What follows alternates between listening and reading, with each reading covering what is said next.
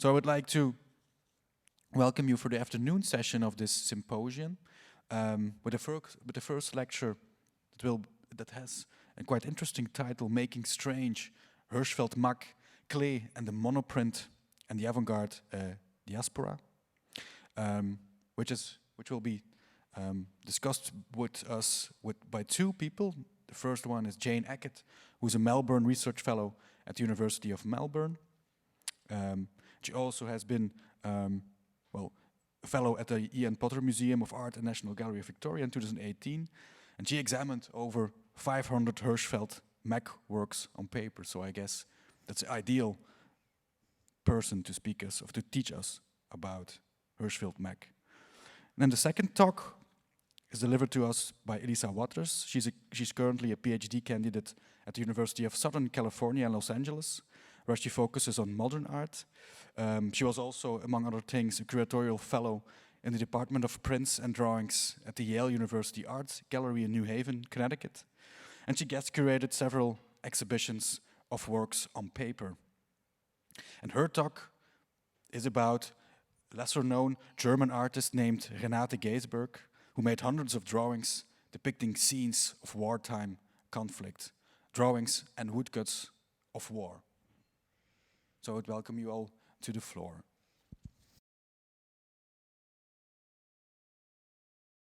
Thank you very much for the introduction. And I should say that this paper has been co-written with a colleague from Queensland University of Technology, Professor Andrew McNamara, who has long worked on Hirschfeld-Mack and the Bauhaus, and he was one of the editors of a major book on the Bauhaus in Australia that came out to mark the centenary of Bauhaus. And I believe Andrew's joining us online for the Q&A, but it's an ungodly hour in Australia at the moment. All right.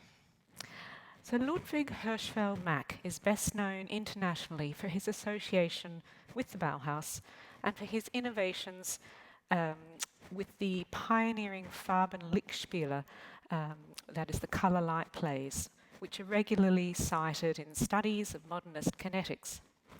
His role as an educator, particularly his dissemination of Bauhaus teachings, is equally well known in Australia and was praised by Walter Gropius.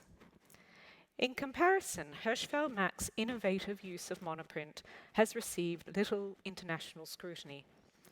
And this is quite surprising, given the direct links with Paul Klee, who worked in the adjoining studio to Hirschfeld-Mack at the Weimar Bauhaus from 1920 to 1925. So in this talk, we seek to show that Hirschfeld-Mack's works on paper, particularly through explorations of printmaking, were a lifelong preoccupation, and that the fascination endured far beyond his experiments with colour, with Bauhaus pedagogy, or with his innovations in developing technological art media, for all of which he is far better known. How do I move this? So prior to the Bauhaus, Hirschfeld-Mack had produced a small number of etchings. The experience of serving in the First World War left him a committed pacifist, as we see here on the left in this anti-war statement, who dares demand further thousands? And you see the little bodies strewn around the bomb crater. So these etchings date to his time at the Stuttgart Academy, where he studied printmaking as well as colour theory with Adolf Herzl and Ida Kerkovius. Hirschfeld-Mack was among the first intake of students at the Weimar Bauhaus, arriving in October 1919. After completing the 6-month forecourse, he was apprenticed to Lionel Feiniger in the print workshop, where he learnt copperplate engraving and lithography. Gropius fostered grand ambitions for the print workshop, or for graphic printmaking, because he viewed it as one of the areas amenable to trade-like outcomes. And of course, the Bauhaus, above all, was an art school in which students were apprenticed and encouraged to choose a trade. Hirschfeld-Mack quickly assumed significant areas of responsibility in the workshop, qualifying in April 1921 as journeyman in copperplate printing, and in October the same year as journeyman of the printing workshop. And his diploma, seen here, signed by Farniger and Gropius, is now preserved in the National Gallery of Australia. He remained in the print workshop until the Bauhaus relocated to Dessau in 1925. Now, working in the adjoining studio in the print workshop was Paul Klee, some 14 years Hirschfeld-Mack senior. Klee arrived at the Bauhaus in December 1920. As Master of Form, he taught the design theory of form and supervised students, including Hirschfeld-Mack's friend, Josef Albers, who was then in the glass painting workshop. In 1919, shortly prior to arriving at the Bauhaus, Klee had developed his renowned Ölfarbzeichnungen, or oil transfer drawing technique.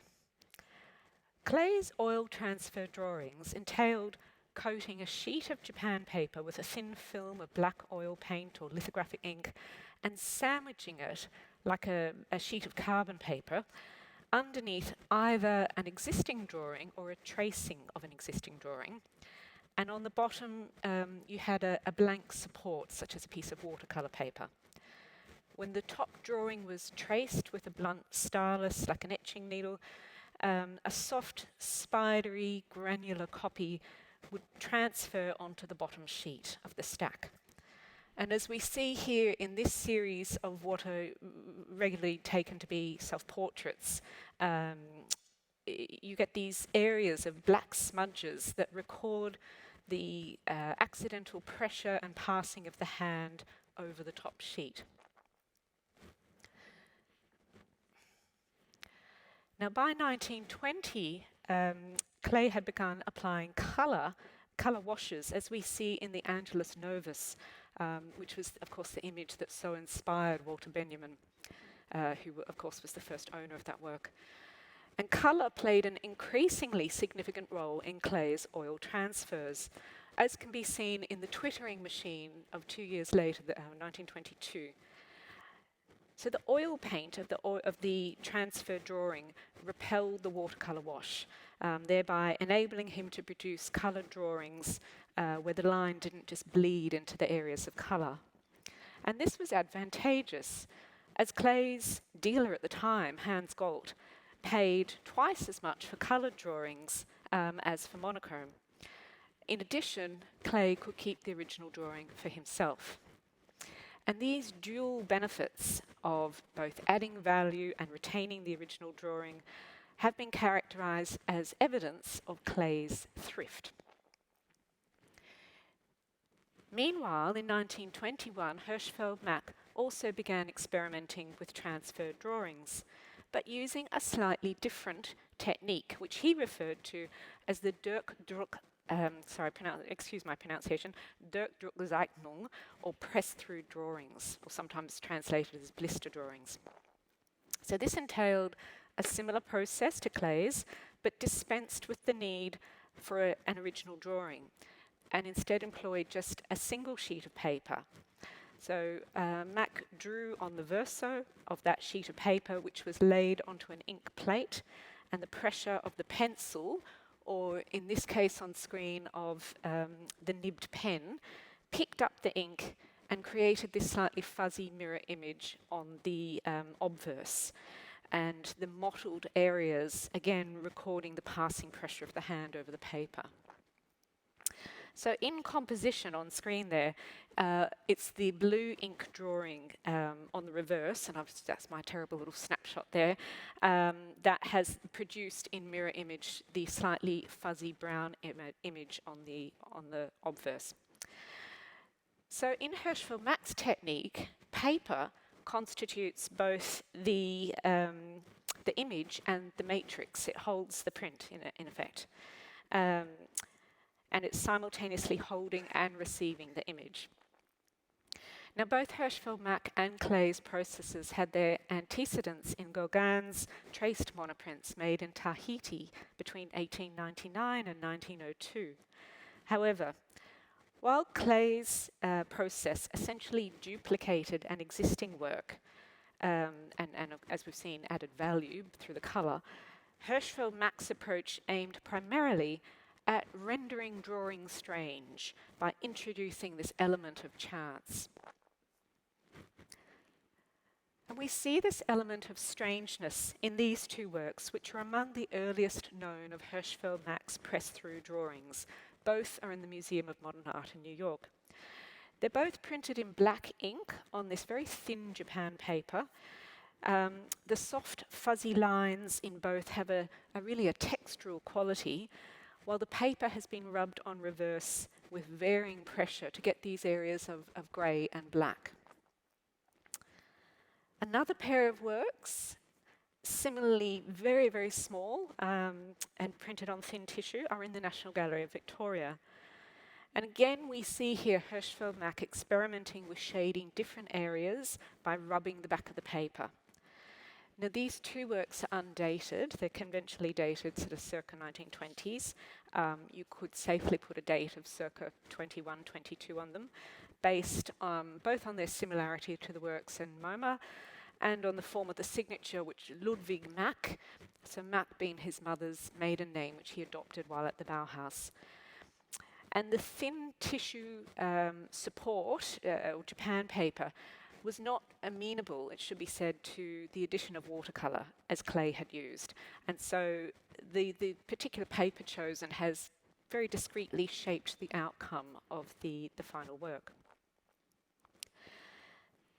The delicacy of support paper of so many of these early press-through drawings also necessitated them being mounted on card, so that we're unfortunately unable to examine the reverse sides. So I should say most of them are tipped in with 4 little dots of glue just onto the cards, which for conservation reasons have not been removed. However, a small work in the Books Reisinger Museum at Harvard, Figure and City of 1922, which is on the right there, is catalogued as having on reverse a graphite drawing of the same composition in mirror image. And interestingly, Hirschfeld-Mack, when he sold that work to Harvard in 1949, a draft letter that he composed to the curator C.L. Kuhn, which is in the archives at Melbourne University, in that letter he describes the drawing as employing, and I quote, a new printing technique then. And this is crucial, for he's describing the press-through drawing as a printing technique, and printing, as we'll see, was at the heart of the experimental process. Another work of his... Oh, actually, what's just happened? Oh, I just skipped. Oh, sorry, I'm going to go back. I beg your pardon, on the left. Another work of his Bauhaus days, Untitled with Smokestacks of 1923, that we have on the left there, employs similar techniques. The image is quite small and the paper extraordinarily delicate and thin. The industrial subject matter, that is the factory chimneys beyond the roof lines, is very rare in Hirschfeld-Mack's oeuvre and may indicate the influence of the shift in Bauhaus at the time to sort of more demonstratively industrial and technological interests. In general, Hirschfeld-Mack focused his innovations in the direction of technological art media, as we've mentioned, such as the Farbenlichtspieler apparatus. So in general, it doesn't come through in his pictorial oeuvre. At this same time, Hirschfeld-Mack was also producing some highly experimental lithographs in the Bauhaus print workshop. Reaching the Stars of 1922 was his most technically complex lithograph, featuring blocks of colour and patterning that appear to have been applied almost with pochoir-like stencils. For example, the version in the NGV has gold leaf applied. The version in the Art Gallery of New South Wales and Sydney does not have the gold leaf. These integrate the flattened cubist man with the sky and clouds, almost obliterating any distinction between man and environment. Printed on Japanese paper, with subtly gradated areas of tone and this sort of syncopated or staccato rhythm of rectangles and hatching. It's an image of extraordinary delicacy and complexity. In 1921, these two areas of activity, so the transfer drawings and lithography, came together in two lithographs of Klee's, produced for the first Bauhaus print portfolio, the Bauhaus Mappen. So the Saint of Inner Light and the Hoffmannesque scene both feature the soft furry line of the transfer process. And these were made by using a sheet of lithographic transfer paper as the bottom sheet of Klee's stack of paper in his oil transfer drawing process. So this basically enabled the distinctive quality of the transfer line to be captured in the matrix of the lithographic stone. Now, while Hirschfeld-Mack's part in this discovery isn't recorded, we do know he was closely involved with the production of all four of the print portfolios. In November 1921, Lionel Feininger wrote in a letter, and I quote, "The front cover of the portfolio is turning out very beautifully. Hirschfeld is printing my woodcut as he did the small samples with the roller right on the paper." And you see the cover he's talking about there, that's Feininger's design on the first portfolio cover. And so with his interest in press-through drawing, it is conceivable that Hirschfeld-Mack worked with Klee in developing what we might call these sorts of transfer lithographs. Certainly, from 1921, both Klee and Hirschfeld-Mack collaborated on prints using this method for a series of small postcards advertising the famous Bauhaus kite and lantern festivals, which they both designed and Hirschfeld-Mack printed. As you can see from these examples, on the left we've got Hirschfeld-Mack's Kite Festival from 1921, and on the right Klee's Lantern Festival from 1922. These were both printed lithographically and hand-coloured, so creating these very intimate and unique variations of the multiple print that could be easily distributed among Bauhausler as well as among Weimar residents.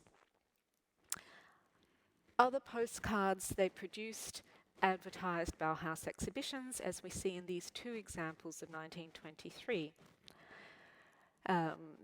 The postcards are evidently very similar in terms of they're on the same scale. Their technique is the same, and even the colouring, which was usually limited to 3 colours, often the primaries, red, blue and yellow. And they both, of course, share the same purpose, which is to disseminate knowledge of Bauhaus activities. Yet the imagery is distinct to each artist. Klee's on the right, drawing on child art and these sort of architectural fantasies, and Hirschfeld-Mack's on the left. His work often drew on his interest in costume, theatre costume design, and here this reoccurring image that he produced right until the end of his days of a man straddling the earth and reaching across the skies. Hirschfeld-Mack likely used this same technique for unique lithographs, such as these two, Die Stadt of 1922 and Architecture of 1923. So neither of these works have graphite drawings on reverse, indicating that they're not the press-through drawing, they're not those Zeichnungen that I described before. They are usually catalogued as lithographs, but given that they're both unique, with no known copies, it's possible that they're in fact oil transfer drawings using Klee's technique. But either way, it's important to note that they're both on a sturdier paper, and these sturdier paper supports allowed the addition of colour to these works. Now, the relative simplicity of the transfer drawing method dispensed with the need for heavy, complicated printing processes, making the techniques ideally suited to artists working precariously when in exile from Nazism. Oh, how's that going? We're frozen. Is there a problem with the slides? I'm not getting any... Hello? Oh, no, there we go. Okay, sorry. So work on paper, particularly monoprint, was Hirschfeld-Mack's most consistent area of practice. From the Bauhaus through exile in Britain, even during internment in Australia, as we see here, right up until the end of his life, Hirschfeld-Mack continued to produce press-through drawings, or more usually he termed them monoprints. And I should say this is the only example known from his time in internment in Australia. He was interned in Britain and then in Australia and came out on the Dunera. Most of his internment camp imagery was actually these very simple little woodcut prints, which stand as a very discrete part of his oeuvre outside the rest of his work. And they're quite documentary, a lot of them, or drawing on the expressionist tradition, such as there's a well-known print called Desolation, of a little figure looking up at the Southern Cross skies and with the barbed wire. So after retiring from teaching in 1957, oh God, these slides, what's going on here? There we go. He renewed his attention on monoprints with experimental series exhibited at both the Zimmer Gallery Frank in Frankfurt in 1960 and at the Bauhaus Archive, which was then in Darmstadt in 1963. Where Klee largely ceased the oil transfer drawings in 1925, monoprint remained a mainstay of Hirschfeld-Mack's practice throughout his career. So he continuously experimented with a range of varying techniques, employing different textures in his inked plates. So, for instance, spreading sand through the ink or running a fork or a comb through the ink, and experimenting with cognates and with counterproofs, as we see here. And I think I've got another slide of those. If we can skip forward. Sorry, I think this button is giving up the ghost. There we go. The avant-garde history, of course, as we heard even just this morning from one of our earlier speakers, is like a jigsaw puzzle with many pieces still missing. From the mid to late 1950s, Hirschfeld-Mack was increasingly approached by overseas institutions for information about the Bauhaus, as well as for his works, and primarily for his Farben Lichtspiele, which was then recreated under his instructions for the Bauhaus Archive. Since the Bauhaus moved from Weimar to Dessau in 1925, Hirschfeld-Mack's career had diverged markedly from the famous school. For example, he stayed behind in Thuringia and taught at Wickersdorf, as well as at the School of Architecture in Weimar, the Staatlichen Hochschule für Handwerk und Baukunst, under the directorship of Otto Bartning, an institute, of course, modelled along Bauhaus lines after it left Weimar. After World War II, Hirschfeld-Mack managed to resume contact with many notable surviving Bauhaus figures, such as the Albers, Joseph and Annie, Tutschlemmer, Oscar's widow, and Gropius. And the correspondence is intriguing as it gravitates from the German language to English, and a concern about exit visas and work opportunities, to the post-war reconstruction of the Bauhaus legacy. So this, of course, is the period when the histories of the Bauhaus begin to emerge, and some of these would really perturb the remaining surviving Bauhausler. One such incident was brought to Hirschfeld-Mack's attention by Josef Albers in a 1958 letter. Albers writes concerned about the misconceptions advanced, possibly unintentionally, in a short book published in 1957 by Heinz Peter on the Bauhausmappen, or the Bauhaus portfolios. Albers complains that Peter's book fails to adequately credit them both, but particularly Hirschfeld-Mack, for his pivotal role in its original production, which Feininger had praised so warmly in that letter we heard earlier. What jars Albers is that Peters thinks Klee, not Hirschfeld-Mack, designed all the covers, and the book gave Mack no credit whatsoever. Hirschfeld-Mack and Albers, of course, were among the first students at the Bauhaus, and both ended up teaching at Weimar, although Hirschfeld-Mack did not receive an ongoing appointment like Albers. Albers warns Hirschfeld-Mack that the historical record relating to experimental printmaking and works on paper at the Bauhaus needs to be set straight so that posterity will know how often, and I quote, how often the masters at the Bauhaus learnt from the journeyman. Hirschfeld-Mack, however, declined to immediately set the record straight. 2 years later, reviewing an exhibition of Hirschfeld-Mack's at Gallery A in Melbourne, the Melbourne critic Alan McCulloch pondered exactly, and I quote, where Klee ends and Hirschfeld-Mack begins. And his comment, which seemed to imply a certain derivativeness on the part of Hirschfeld-Mack, prompted Professor Joseph Burke, who was then Herald Chair of Fine Art at Melbourne University, to rise to the defence, suggesting instead that Klee had learned from his association with Hirschfeld-Mack. However, Hirschfeld-Mack was uncomfortable with with Burke's defence, not wishing, as Burke put it, to participate in the growth of the legend. The difficulty for Hirschfeld-Mack was that conventional wisdom attributed precedence to Klee in all matters. Yet Hirschfeld-Mack did eventually acknowledge his role and the innovative aspects of the monoprint technique. In 1963, in a letter to Dr. Eckett at the Bauhaus Archive, he wrote, I introduced the monoprint technique back then through experimentation in the print shop. I call it monoprint because the paper is pulled once from a glass plate that has been rolled on with thin oil paint. Back then, Paul Klee asked me to use the technique for his work.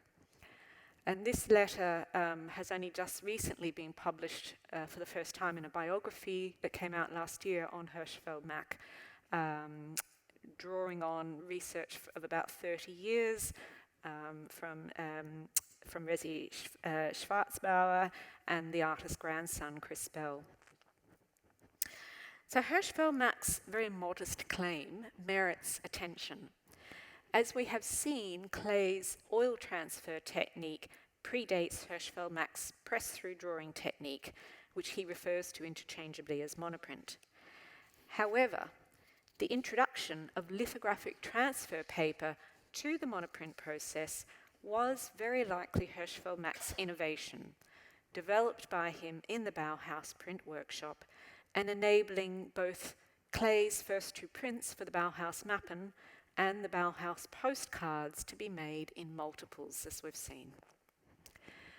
To conclude, the press-through drawing technique proved a highly portable medium that helped Hirschfeld-Mack negotiate a tumultuous period in history. At the Bauhaus, the ease of printing without a large press was important for both its accessibility and economy. Its processes also enhanced experimentation and enabled each print to attain unique qualities in their handmade variations. Albers was correct to say that the story of innovation in the Bauhaus print workshops is more complex than initially recorded. In addition, the monoprint allowed Hirschfeld-Mack to record his many travels after the Bauhaus, a peripatetic teaching career under Nazism, through exile, forced detention, internment, deportation, and eventually settling into a new life in a distant land, Australia. In his hands, the fragile lines of the monoprint delicately trace some of the most momentous and tragic events of the 20th century. Thank you.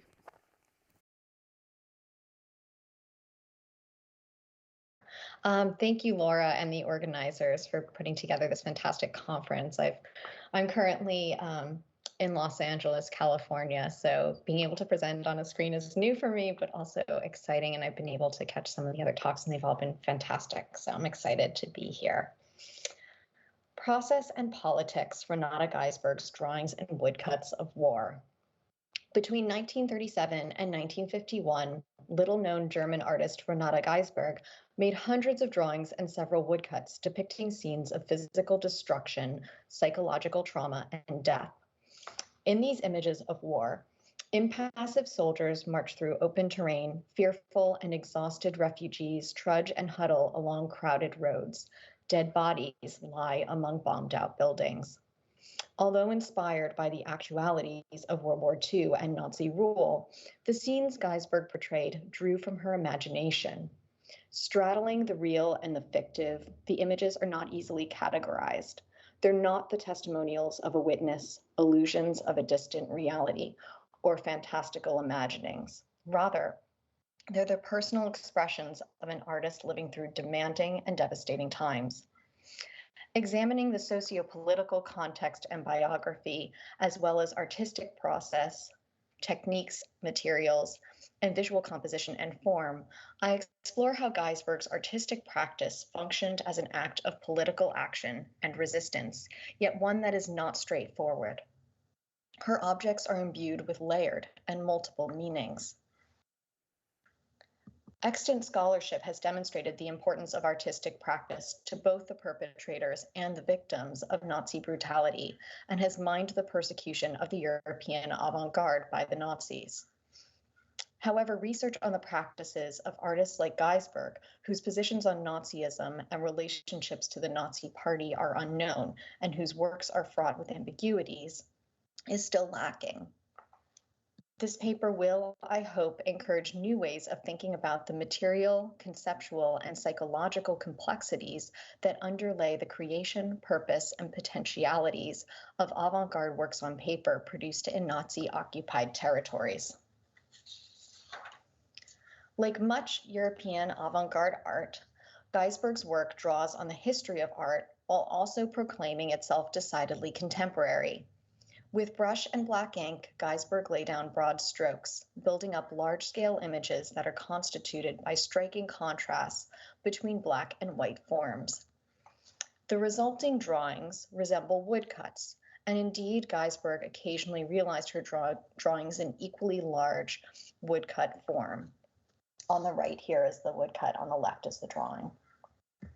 Yet the expressivity in her figures' faces and in other areas of the composition, such as the skies, demonstrate Geisberg's participation in a revival of the woodcut medium among artists of the European avant-garde, particularly the German expressionists. Geisberg was especially influenced by Käthe Kollwitz, and the visual similarities between the work of the two artists are apparent, as are their political inclinations. Geisberg's expressionistic style then situates her in a lineage of avant-garde artistic production that endured in Germany, Europe, and beyond, before, after, and as her work proves, during the Third Reich. Born in 1898, Geisberg had a comfortable, well-educated, cultured, middle-class upbringing in Berlin. After attending university and subsequently teaching English and French at a foreign language school in Berlin from 1924 to 1927, Geisberg traveled to Paris, where she met the man who quickly became her husband, artist Julius Wickmann. At the end of 1932, the couple moved back to Berlin, where they lived until the bombing began. In 1941, the couple and their two sons moved to Borglo, a small town located about 400 kilometers west of Berlin. While safer than Berlin, in Borglo the family witnessed the mass migration of refugees to the German countryside and heard bombs dropping in nearby cities. Despite limited resources, Geisberg managed to continue to obtain art materials and to make drawings and prints in a home studio she shared with her husband. And this image is a self-portrait of Geisberg and her husband. From the beginning of her artistic career, Geisberg's work was demonstrated a commitment to social and political issues. Her work of the early 1930s includes portraits of middle and working class individuals. As the decade progressed, Geisberg made increasingly political art, but she initially expressed her opposition to Nazi activities through coded imagery. In Geisberg's first print series, Dance of Death, published and exhibited at the Ferdinand Müller Gallery in Berlin in 1937, death, an allusion to the Nazis, appears in all realms of life, including the church, the farm, the street, and the home. Geisberg's second series of woodcuts, The Anabaptists of Munster, engages historical subject matter. The depiction of public torture and execution of Anabaptist rebels in Munster in 1534-35 alludes directly to the activities of the Nazis. While the series was never published or exhibited, preparatory drawings still exist. Geisberg's subsequent drawings of war exhibit similar techniques, materials, and compositional arrangements, but they depict horrific imagery without any guise of religious or historical allegory. The drawings did not circulate during the war. Therefore, I suspect that their making functioned primarily as a means for Geisberg to work through her own personal trauma, to reckon with and record contemporary events, to honor and mourn the displaced and dead, and to retain a sense of community amid pervasive physical, psychological, and emotional isolation. Yet for post-war viewers and for viewers today, the repetitive, semi-fictitious, mutable imagery of the drawings allows their meanings to morph. Their meanings depend on which version of the composition one sees, what one's own political affiliations might be, and whether one can read and identify the inscriptions written upon the objects. The drawings' multiplicities of meaning reflect the multiplicity of political, social, and psychological realities and lived experiences endured by various individuals in Germany during and after the Third Reich.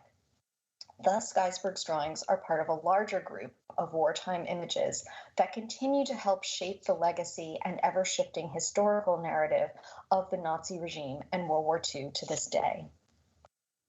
Geisberg's large-scale drawings exhibit a process of repeated revision that visualizes the laborious undertaking of an individual working through trauma.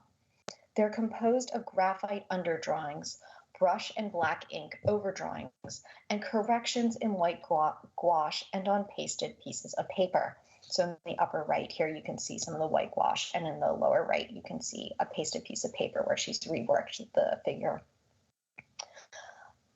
These drawings often exist in multiple, slightly varied compositions.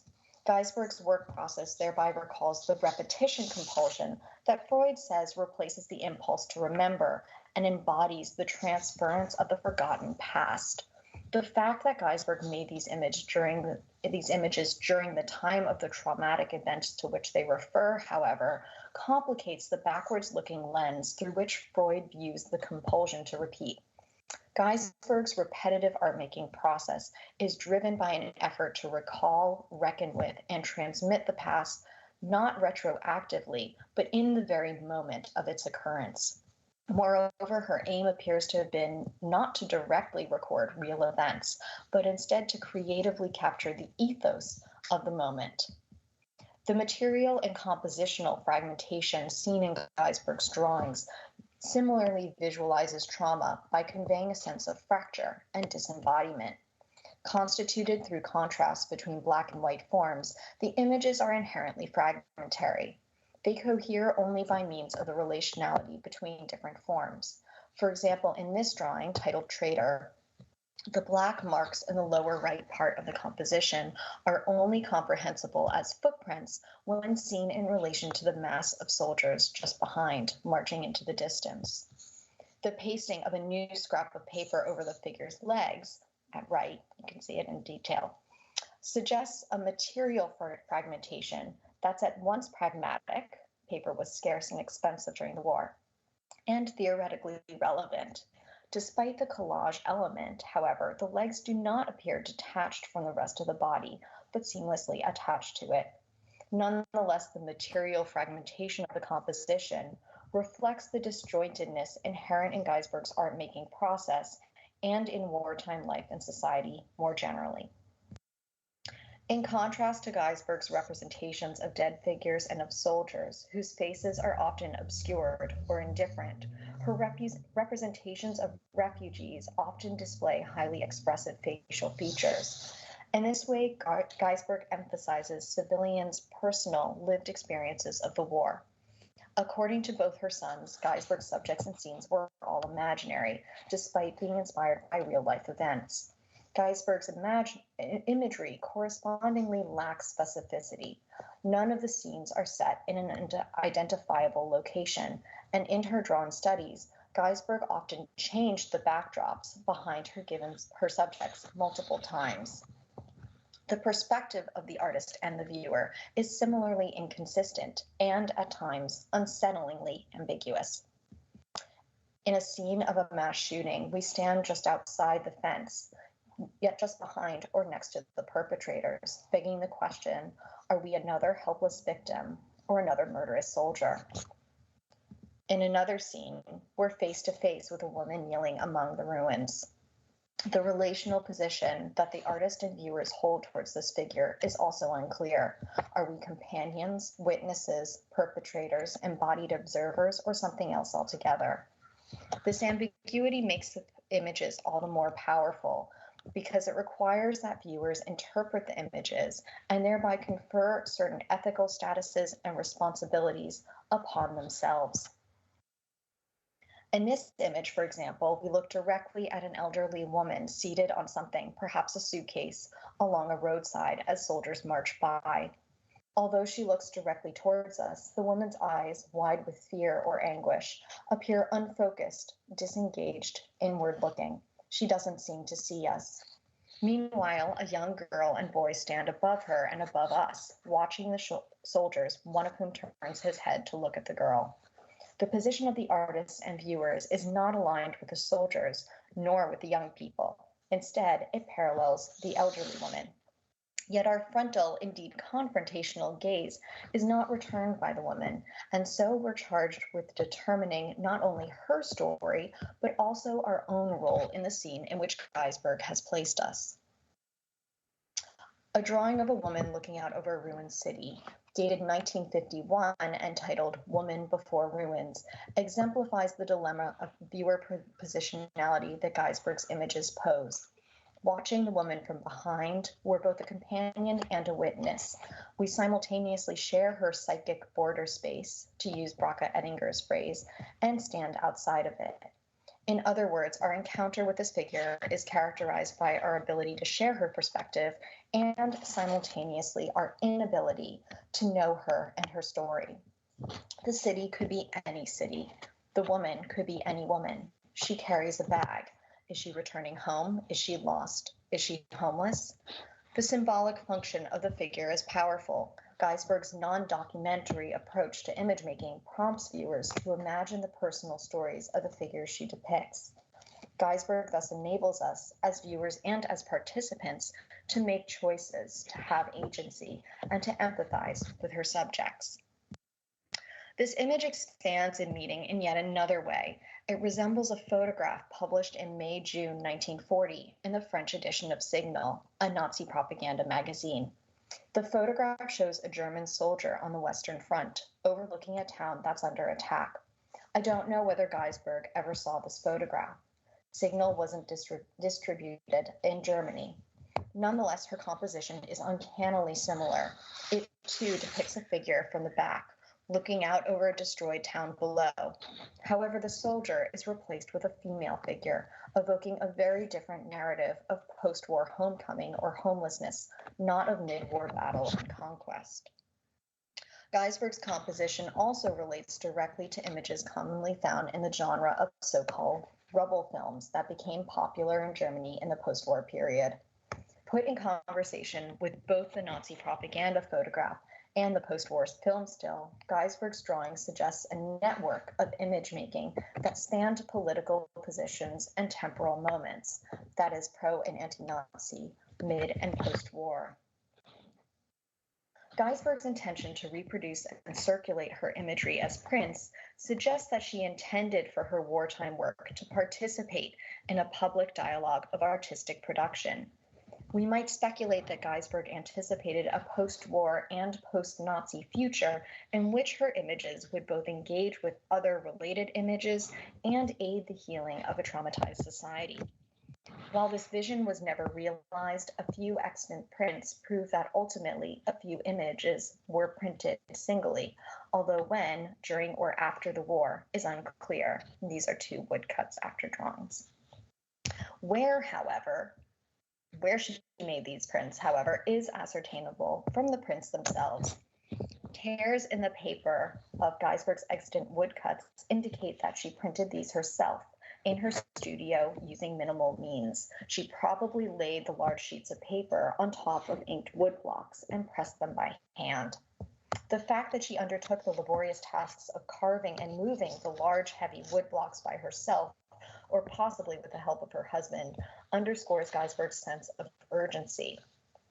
Although Geisberg's wartime images were never produced or sold in editions, the drawings and individual hand-pulled prints eventually left Geisberg's possession and entered the art market, probably in the final years of her life and in the years shortly following her death in 1972. Hundreds of Geisberg's works have since circulated through both private and public collections in Germany and the US, and several have been displayed in small exhibitions. Geisberg's drawings and prints include inscriptions that suggest a new kind of life for these objects in the post-war period. According to one of Geisberg's sons, these inscriptions, which include signatures, dates, and city names, are not in the artist's hand.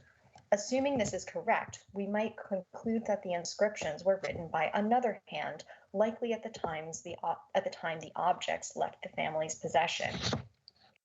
Some of the inscriptions include lines from the Dies Irae, a medieval Latin poem recounting the Last Judgment that was traditionally recited at funeral masses. Translated and adapted into English, the line written in the lower left of this specific image is the 8th verse of the poem. It reads, "King of fearsome majesty, who gladly saves those fit to be saved, save me, font of mercy." Yet the specific lines are hardly important. As parts of a funeral poem, the inscriptions invoke the communal experience of Mass and thereby offer the Church as a means of maintaining or reestablishing a sense of community among both the living and the dead. Moreover, the inscriptions are traces of an encounter between someone other than the artist and Geisberg's drawings and prints. In addition to visualizing one specific encounter, these inscriptions also fundamentally shape future encounters as they affect how others interpret and engage with the images. In this way, Geisberg's drawings and prints not only operate within and indeed help create a network of images, including the Nazi propaganda and post-war film footage mentioned earlier, they also foster connections and function as points of contact and vehicles for discourse between the individuals that encounter these objects across time and place. In so many ways, Geisberg's wartime drawings and prints are subject to mutation. Their non-specific imagery, ambiguous compositions, and enigmatic inscriptions, among other features, contribute to the instability and multiplicity of meanings they can hold. The inscriptions seem to try to compensate for this open-endedness. They attempt to locate the images in time and space, to verify their authorship, and sometimes to provide a religious lens through which the images might be read as recuperative. Yet fundamentally, both Geisberg's drawings and her individual woodcuts are in a perpetual state of in-betweenness.